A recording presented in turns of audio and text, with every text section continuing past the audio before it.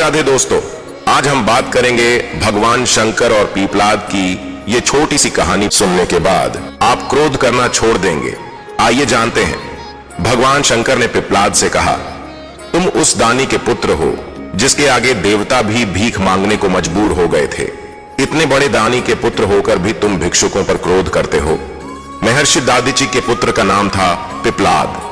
चूंकि वह सिर्फ पीपल का फल ही खाया करते थे, इसलिए उन्हें पीपलाद के नाम से पुकारा जाता था।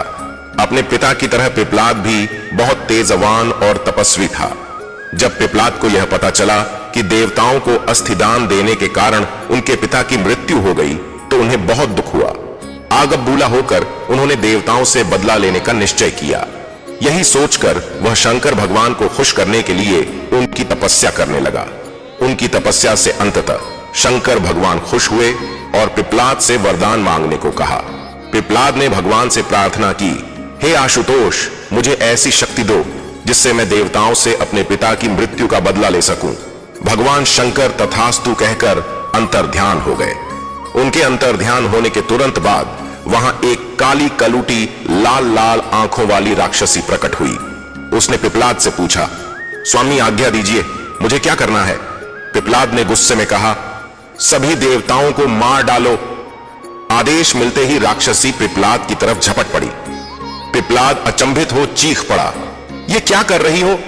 इस पर राक्षसी ने कहा, स्वामी, अभी अभी आपने ही तो मुझे आदेश दिया है कि सभी देवताओं को मार डालो।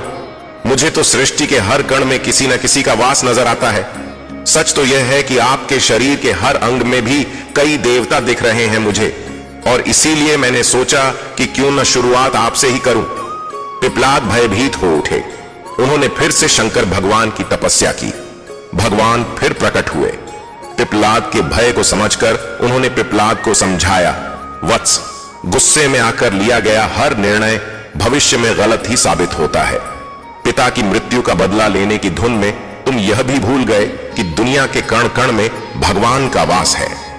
यह सुनते ही पीपलाद का क्रोध शांत हो गया और उन्होंने भगवान से क्षमा मांगी।